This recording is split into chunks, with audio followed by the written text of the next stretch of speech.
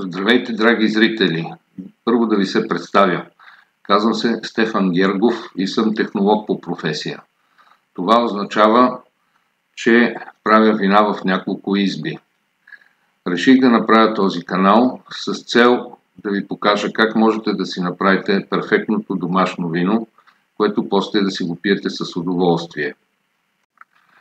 В днешния епизод 1 темата ще бъде как да си направим червено вино.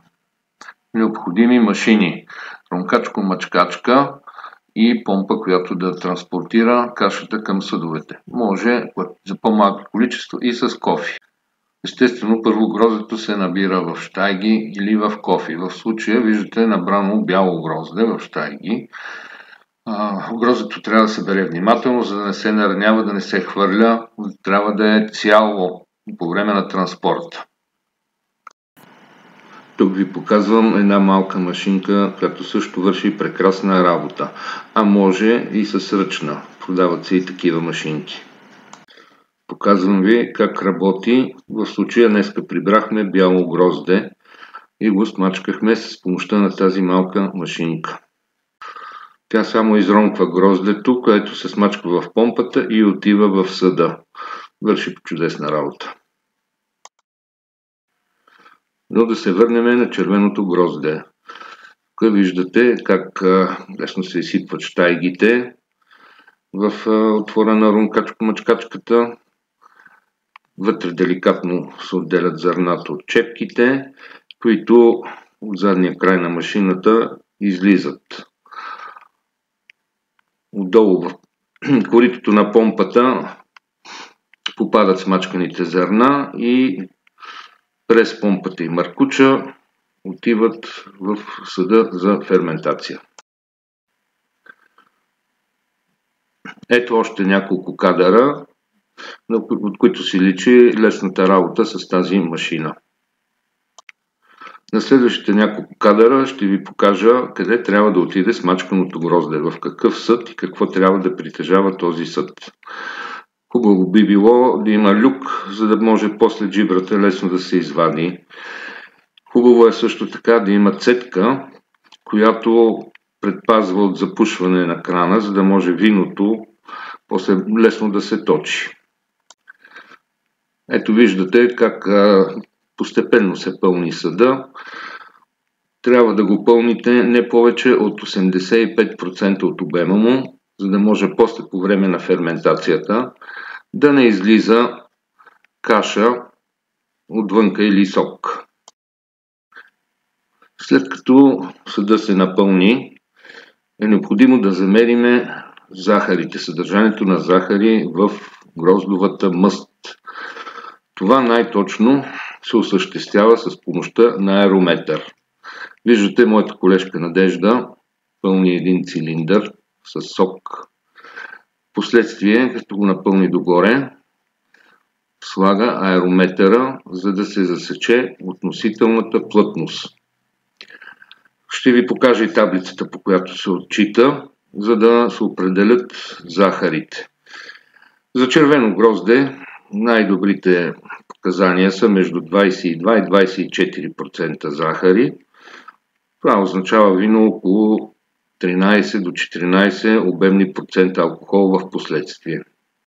Ето и таблицата за отчитане на захари в гроздето. Давам един пример. Ако аерометъра е отчел 1096 относителна плътност и температура 25 градуса, когато се пуснат линиите на съответните колонки и редове, засичаме 23,1% захари в гроздето. Гроздовата каша е готова за засяване с дрожди. Ние работим с селектирани дрожди, които изкарвате на равномерна ферментация и до край, така че се получават сухи червени вина. Съветвам ви и вие да използвате селектирани дрожди, има богат избор на пазара. В случая виждате на картината как колегата отмерва активатор и дрожди. Претеглените количества активатор и дрожди се разтварят в топла вода, 37 градуса. Първо се разтваря активатора, след разбъркване и хомогенизиране в тази смес се поставят дрождите.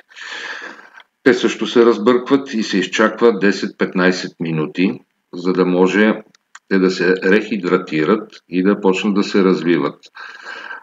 Белега, по който може да разберете, че дрождите са се активирали, е пенообразуването на повърхността в съда, в който разтваряте, и нагледно ви давам пример с ето тази снимка. Това вече са готови дрожди за влагане в съда.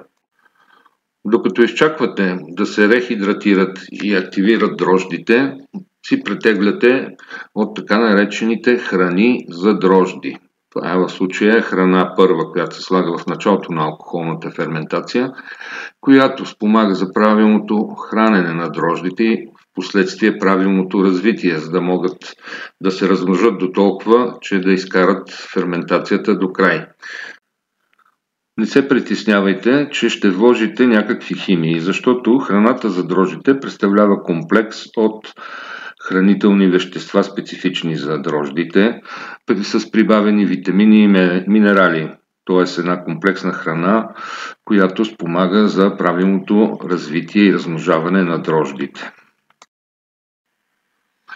Виждате вече готовите дрожди за влагане, но често допускана грешка е, че веднага се влагат в джибрата, а пък понякога там температурата е доста по-ниска. Ние сме ги разтворили на 37 градуса. Затова е необходимо малко да се темперират. Виждате как с сок, източен от съда, се понижава плавно температурата до такава, която е в съда. И се изчаква пак по 5 минути, за да могат да се вложат безпроблемно. На кадрите виждате влагането на храната и вече активираните дрожди в кашата. Трябва да отбележа, че ние по време на мачкането на гроздето сме вложили серниста киселина, за да потиснем дивите дрожди, за да можем да работиме с селектираните дрожди. Съветвам ви, ако правите спонтанна ферментация, да не влагате серниста киселина или калиев метабисулфит. Това само ще ви затрудни алкохолната ферментация.